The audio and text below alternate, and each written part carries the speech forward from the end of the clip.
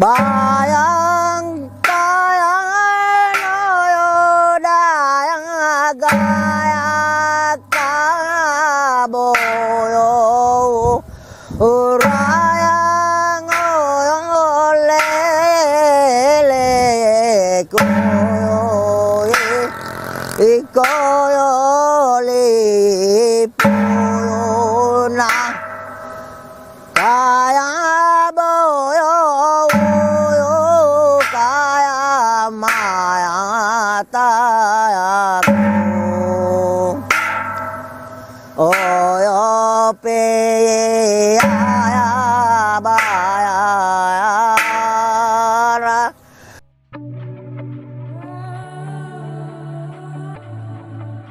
Kulit susu adalah satu bagian Barata, sebuah wilayah otonomi dari Kesultanan Buton, namun agak berbeda dengan wilayah-wilayah lain di Kesultanan Buton.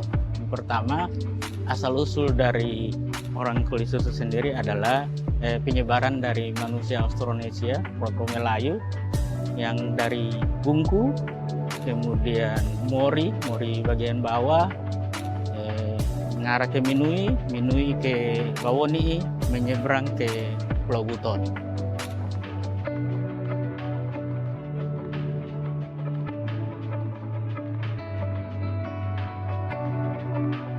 Ada secara entitas etnis bagian dari orang Bungku, kemudian dalam konteks relasi kekuasaan, kulit susu sendiri adalah bagian daripada Kesultanan Polio di Keraton di Buton.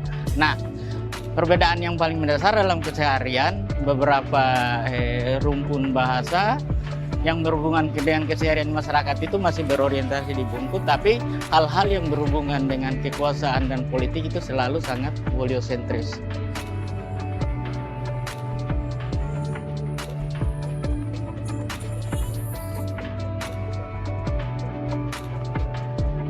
Eksistensi daripada kulit susu itu ditandai dengan banyaknya benteng karena di dalam wilayah Barata kulit susu itu ada 8 KD, dan di antara 8 KD ini terbagi lagi beberapa kampung-kampung. Nah, antara kampung-kampung selalu saja ada benteng-benteng tersendiri. Yang tadinya secara posisi sebenarnya benteng itu dimaknai sebagai pertahanan satu wilayah, satu lokasi. Tapi ada hal yang menarik di kulit susu karena terkadang relasinya itu dia bersekutu, kemudian dia melawan dalam arti bukan hanya dengan Belanda, bukan hanya dengan Tobelo bajak laut dari Ternate, tapi sebenarnya ada yang namanya relasi antar bagaimana hubungannya dengan Kesultanan Polio dan bagaimana relasi antar kampung itu sendiri. Nah, kulit susu ini banyak menghadapi gangguan, khususnya dari gerombolan bajak laut Tobelo dan Ternate, itu menjadikan benteng-benteng yang dibangun itu selalu berhadapan dengan laut karena ancaman itu selalu berasal dari gangguan-gangguan bajak laut. Nah, tapi dalam hal ini tidak hanya dimaknai sebagai benteng pertahanan, tapi harus dimaknai sebagai satu bagian entitas yang merupakan penanda eksistensi adanya wilayah itu.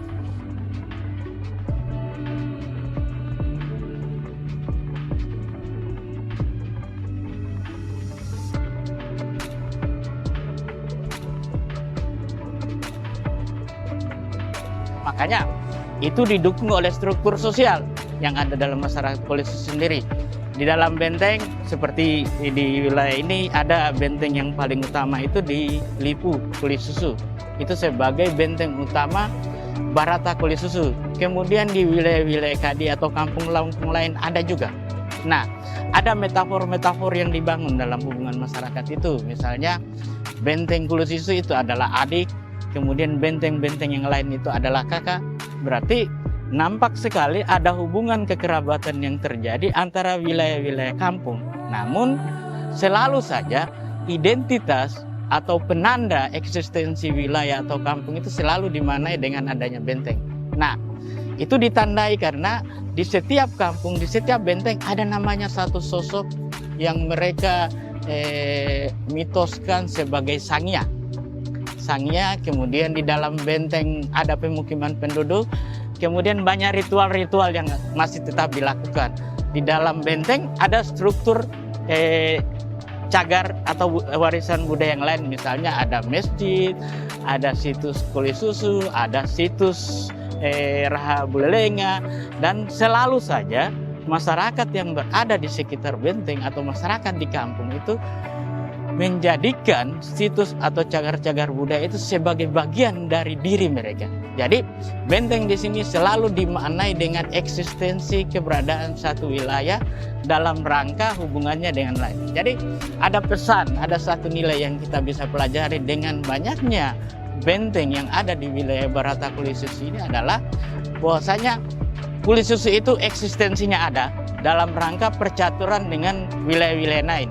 Katakan misalnya dia ada dengan banyaknya gangguan atau jalur-jalur pelayaran dari Belanda, kemudian jalur-jalur penaklukan dari Ternate, dari bajak laut Tobelo. Nah, inilah yang harus kita pahami sebagai generasi hari ini. Mari kita belajar pada warisan leluhur kita. Jangan kita melihat benteng itu dalam konteks benda-benda material, tapi ada nilai yang harus kita pelajari. Ada semacam nilai-nilai strategis yang menandakan keberadaan kita itu disertai dengan adanya atau eksistensi daripada benteng itu sendiri.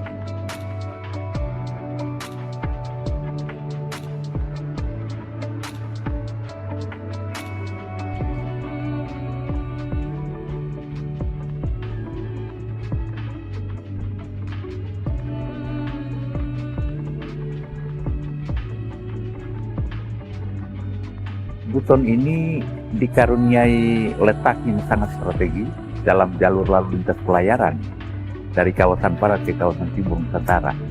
Jadi posisi letaknya yang demikian strategis itu kemudian menjadi sebuah tantangan bagi masyarakat setempat dalam kerangka untuk mempertahankan dan melindungi diri.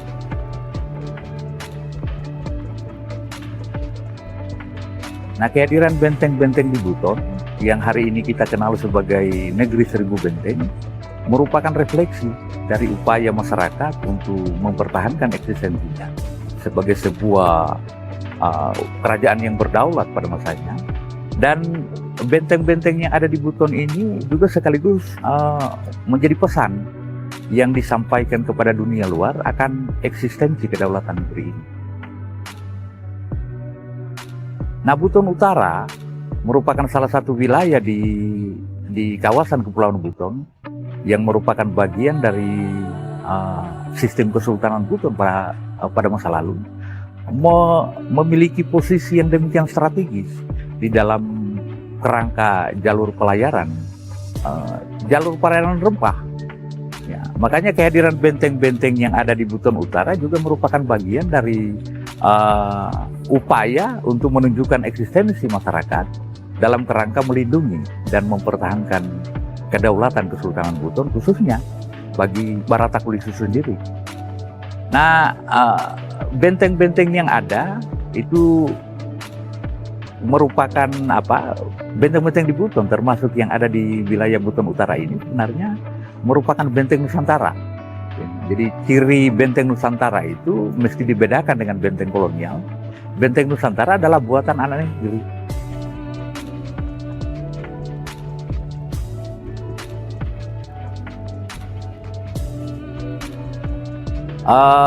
Tujuan pembangunan benteng di samping untuk sistem pertahanan juga untuk sistem perlindungan, karena masyarakat Buton itu memiliki tradisi dalam kerangka untuk melindungi masyarakat. Komunitas masyarakat itu ditempatkan di dalam benteng.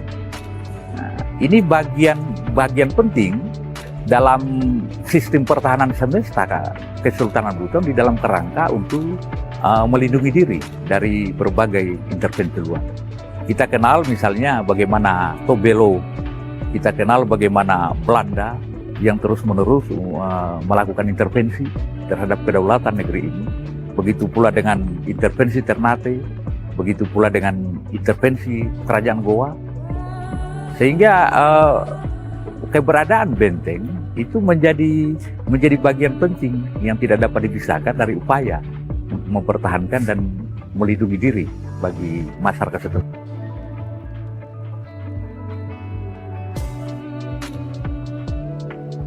Nah, benteng-benteng di Buton, termasuk benteng-benteng yang ada di Buton Utara ini, memiliki rencana tapak yang berbentuk geometris. Jadi konstruksi pembangunannya itu disesuaikan dengan topografi lahan di mana benteng itu dibangun. Kemudian fungsi utama dari benteng-benteng yang ada sekali lagi selain untuk sistem pertahanan juga untuk sistem perlindungan. Nah, hari ini kita berada di salah satu benteng tinggalan Kesultanan Buton yang ada di wilayah Buton Utara, Benteng Lipuhu Pulisusu, yang merupakan keraton Pulisusu. Benteng ini pun juga menjadi bagian yang tidak terpisahkan dari eksistensi kebesaran Kesultanan Buton Bangsalan.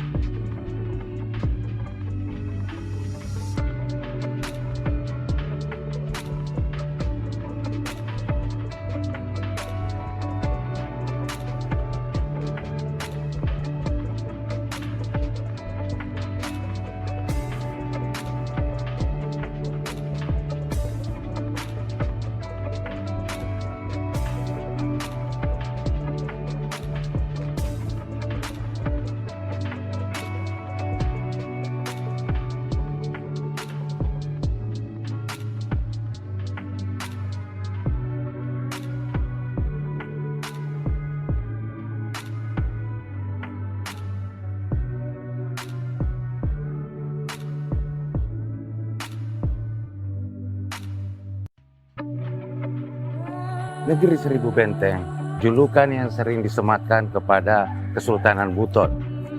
Tentu mempunyai dasar. Wilayah Kesultanan Buton, kita menemukan begitu banyak benteng yang tersebar di seluruh daratan yang terjejer di pulau-pulau. Baik di Pulau Buton sendiri, Pulau Muna, Kepulauan Tukanbosi, atau yang sering kita kenal dengan Wakatobi. Walaupun jumlahnya mungkin tentu tidak mencapai 1000, tetapi begitu banyak jumlah sehingga negeri ini dijuluki sebagai Negeri Seribu Benteng.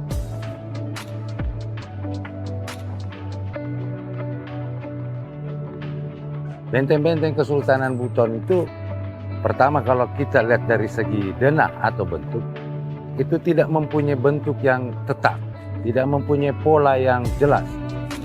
Hampir keseluruhan benteng-benteng Kesultanan Buton dibangun mengikuti kontur di mana tempat benteng itu didirikan. Walaupun tentu saja kita tetap menemukan benteng-benteng dengan pola tetap segi 4, yang umumnya ditemukan di daerah pesisir pantai, tetapi itu jumlahnya sangat minim. Denah benteng-benteng Kesultanan Buton, kalau kita merujuk pada benteng-benteng Eropa setelah abad pertengahan yang dikenal dengan benteng bintang, star fort atau Italian fort yang bentuknya menyerupai bintang. Benteng Kesultanan Buton pada era yang sama tidak mengadopsi bentuk-bentuk model seperti itu. Dia punya ciri khas sendiri, dia punya keunikan tersendiri, dibangun mengikuti kontur sehingga bentuknya tidak beraturan. Benteng Kesultanan Buton menggunakan bahan yang disebut batu koral yang disusun, ditumpuk sehingga membentuk dinding benteng. Berbeda dengan benteng lain yang kita temukan di Indonesia yang umumnya menggunakan batu bata sebagai dinding atau gundukan tanah atau batu koral, tetapi sudah mengalami proses pengerjaan yang disebut dengan coral block. Oleh karena itu, dari segi bahan sendiri, benteng Kesultanan Buton berbeda dengan benteng-benteng yang lain yang kita temukan di wilayah Nusantara ini, termasuk benteng Kuli Susu Buton Utara, salah satu wilayah yang pada era Kesultanan Buton disebut dengan Barata Kuli Susu. Pada proses pembuatan dinding ada dua jenis yang kita biasa temukan. Yang pertama hanya menumpuk batu koral atau batu karang sehingga membentuk dinding tanpa menggunakan spesi atau perekat antar batu. Dan yang kedua menggunakan spesi atau perekat berupa batu kapur yang ditumbuk halus sehingga ketika terkena air hujan, kapur-kapur tersebut akan merekatkan antara satu batu dengan batu yang lain sehingga membuat dinding lebih kokoh.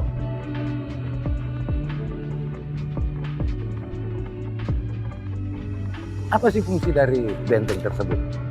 Pada dasarnya secara teoretik fungsi benteng pastilah pertahanan. Dinding dibuat melingkar untuk menahan musuh melakukan penetrasi kepada jantung pertahanan yang rata-rata dibuat di tengah benteng. Benteng-benteng Kesultanan Buton ini kan benteng kota pada dasarnya. Oleh karena itu masyarakat sini sering menyebut benteng sebagai kota. Kenapa demikian? Karena benteng-benteng tersebut bukan hanya untuk sarana pertempuran tetapi dinding pemukiman. Ada pemukiman di dalamnya, ada kota di dalam. Kalau kita merujuk bahwa benteng pertahanan itu pertama punya dinding, punya pintu, dan punya bastion, maka beberapa benteng-benteng Kesultanan Buton memiliki syarat sebagai benteng pertahanan dengan adanya pintu, dinding yang kokoh, ada bastion, dan beberapa benteng dilengkapi dengan meriam. Tetapi sebagai benteng, fungsi bukan hanya sebatas pertahanan. Kalau kita merujuk pendapatnya Muth, benteng setidaknya bisa ditafsirkan dari dua perspektif. Pertama sebagai fungsi sebagai pertahanan, tetapi yang kedua ada fungsi simbolik yang terdapat pada benteng. Benteng-benteng Kesultanan Buton itu merupakan representasi sendiri dari Kesultanan Buton. Benteng yang dibangun kokoh, megah, besar, itu merepresentasikan kekuatan ekonomi, kekuasaan, bahkan kekuatan militer oleh sang pemilik benteng, yakni Kesultanan Buton.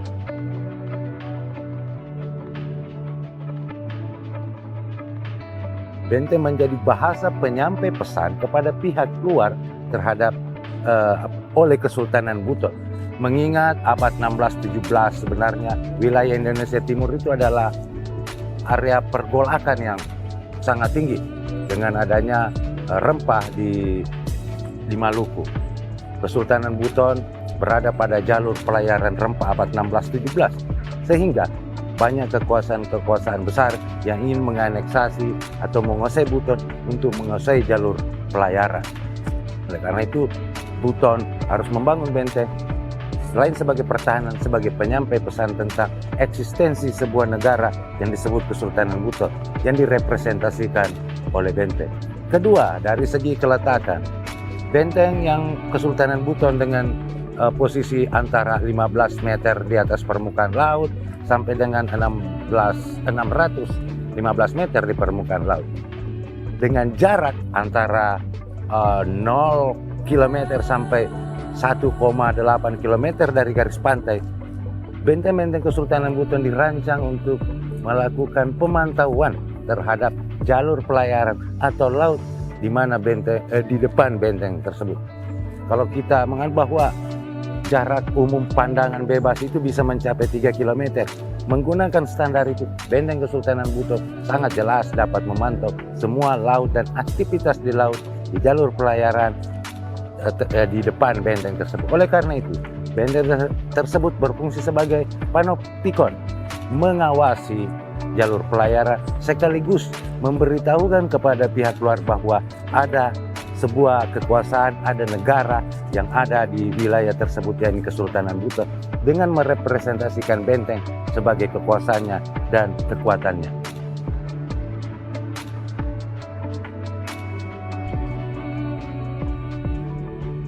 Oleh karena itu, benteng-benteng tersebut dalam sejarah perjalanan Kesultanan Buton tidak bisa terlepaskan begitu saja. Dia mempunyai peranan penting dalam sejarah kebudayaan dan sejarah politik tentang eksistensi kerajaan Buton. Apalagi dia posisinya strategis dihimpit oleh 4 kekuatan besar, Portugis, VOC, Goa, dan Ternate pada abad 16-17. Dia tetap hadir. Benteng tersebut menandakan bahwa ada pemerintah, ada negara, ada kekuasaan di wilayah tersebut. Oleh karena itu, benteng ini adalah sebagai bukti salah satu fase penting yang membuat Kesultanan Buton tetap eksis di tengah-tengah kekuatan-kekuatan besar pada saat itu. Oleh karena itu, kita harus tetap menjaga keberadaan benteng-benteng tersebut sebagai salah satu bukti, bukan hanya sebagai bukti perjalanan sejarah, sebuah bukti pencapaian teknologi, sebuah bukti kebudayaan, sebuah bukti eksistensi sebagai sebuah kesultanan di sepanjang sejarahnya. Menghilangkan bukti-bukti tersebut, walaupun kita menyebutkan bahwa kami pernah besar, tanpa ada bukti yang bisa terlihat nyata sebagaimana benteng, kita akan hanya menganggap bahwa itu konon kabar. Tetapi sebuah bukti berupa benteng itu akan menguatkan tentang eksistensi sebuah negara, sebuah kesultanan pernah hadir pada suatu kurun waktu tertentu di wilayah Nusantara kita ini.